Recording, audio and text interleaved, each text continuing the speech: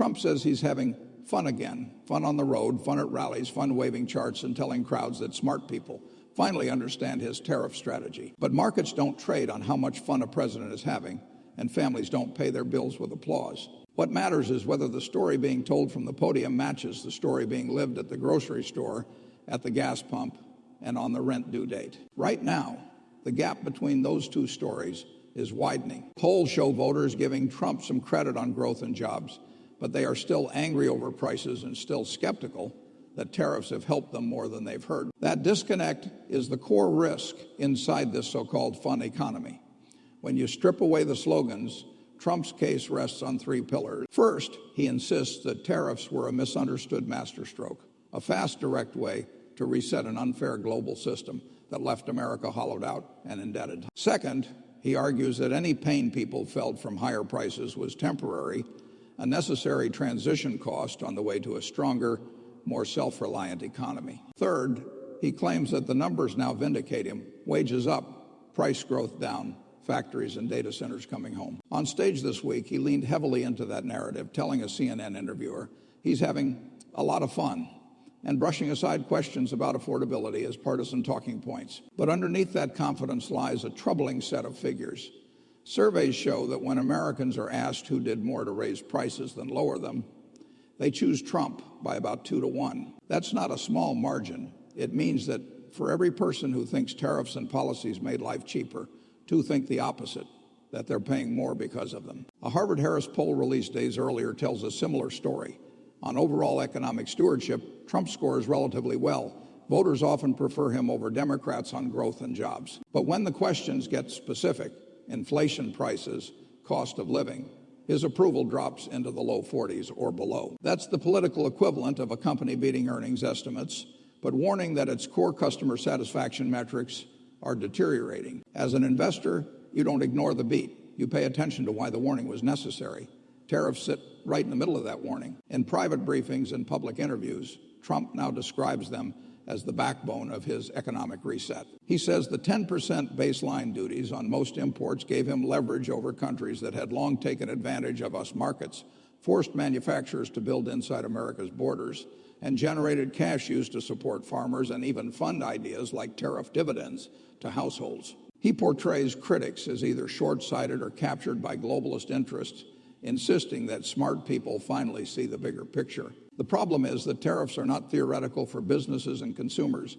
They are line items, costs that show up in invoices, contracts, and ultimately retail price tags. Economists and industry groups have repeatedly warned that these duties raised input costs across sectors, nudged inflation higher, and created uncertainty that discouraged some investment. The administration counters with success stories of new plants and supply chain shifts, but those benefits aren't evenly distributed and aren't yet large enough to erase the broad perception of higher costs. You could see the discomfort even in the coverage that tried to be sympathetic. A CNN analysis noted that Trump appears genuinely energized by the fight, traveling, joking, enjoying political combat, but fails to feel Americans' pain on prices in his rhetoric. That's a damning phrase for any leader.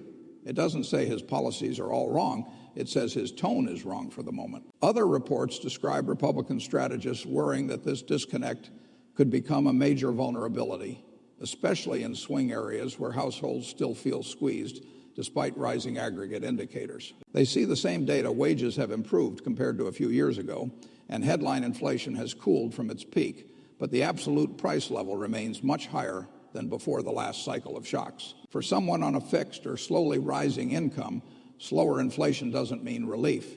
It just means the bleeding has slowed, not stopped. From a macroeconomic perspective, this is what happens when structural tools are sold as quick fixes. Tariffs are, at best, a slow rebalancing instrument. Even if they ultimately reshape trade patterns and bring more production onshore, they do so over years, not months. In the short run, they act like an extra sales tax on imported components and finished goods. Manufacturers either absorb that hit, squeezing margins, or pass it on to buyers. If they pass it on, retailers face a choice: raise prices and risk losing volume, or squeeze their own margins. For a while, businesses can juggle taking hits to profit while hoping future stability will let them recover. But if tariffs last long enough and remain broad enough, the system has to settle somewhere. That somewhere is usually higher prices for consumers, lower profitability for some firms, and more volatility for everyone. Overlay that with monetary policy. Central banks spent years hiking interest rates to cool inflation.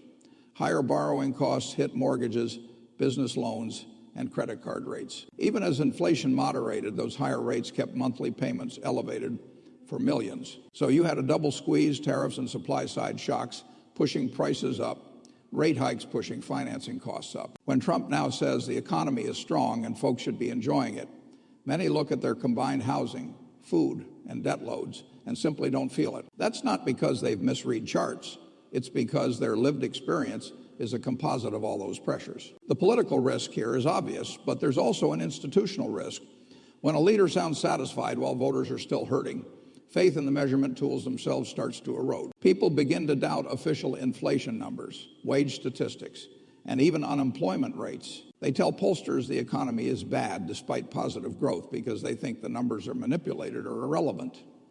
That cynicism isn't healthy for markets. It makes it harder to build consensus around necessary reforms because any group that loses out can claim the data is fake. It also encourages more extreme promises. If people think the current tools don't work, they become more willing to experiment with radical alternatives. At the same time, it's important not to flatten this into a simple Trump is wrong, critics are right story. The global system he's attacking really does have problems. For decades, advanced economies tolerated offshoring, imbalanced trade, and strategic dependency on foreign suppliers in critical sectors. Many of the same experts criticizing tariffs today previously downplayed those risks. Some degree of tariff pressure and industrial policy may be necessary to correct that. The question is not whether tariffs can ever make sense. It's whether this particular design, emergency-based, legally contested, broad-based tariffs layered on top of traditional duties, is an efficient way to get from a vulnerable system to a resilient one. Right now, the Supreme Court is reviewing whether the legal foundation of that design is even valid, and Trump has responded by calling a possible adverse ruling the biggest threat to national security. That tells you how much of his economic legacy he has tied to this one tool. For a cautious investor, that concentration is the real red flag. When one policy instrument becomes both a political identity and a legal flashpoint, its future becomes highly uncertain. In one scenario, the court largely upholds his authority, tariffs stay, and Trump continues to frame them as virtuous pain that will pay off later. In another, the court strikes down or curtails his approach, forcing a redesign and potentially unleashing a wave of refund claims, renegotiated contracts, and new political blame games. In a third scenario, some middle ground emerges where narrower tariffs survive, but with more explicit congressional involvement, increasing gridlock and lobbying. None of these paths erase the affordability damage already done.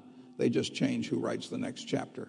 That's why the fun narrative is so jarring. Imagine a CEO whose flagship product has delivered mixed results. Some loyal users love it, but many customers say it broke things in their lives. The CEO goes on a media tour laughing, insisting that only smart people understand the product and showing internal metrics that say satisfaction is improving while external reviews remain lukewarm. As a shareholder, you'd worry less about the jokes and more about whether leadership is truly listening. The same logic applies here. Trump's base may enjoy the swagger.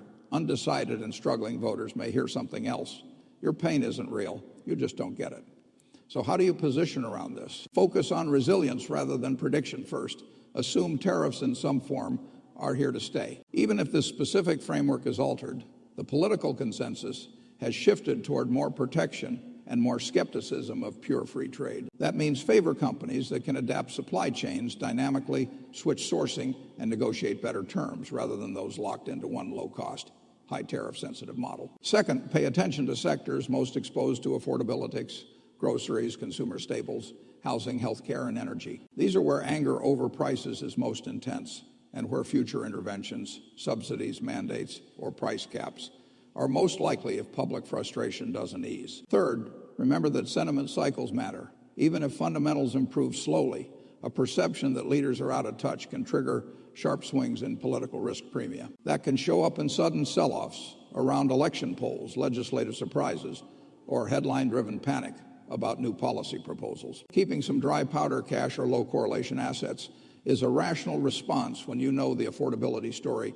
is not yet aligned with the prosperity narrative coming from the top. In the end, Trump's fun economy line might go down as a small detail in a noisy week. Or it might become a symbol of a deeper moment when a leader's public mood diverged too far from his country's private reality. Economies don't fail because presidents smile. They fail when those smiles are used as a substitute for honest assessment and course correction. As someone trying to protect and grow capital in that environment, you don't have the luxury of ignoring people's pain just because the charts look good. Charts can be spun, receipts cannot.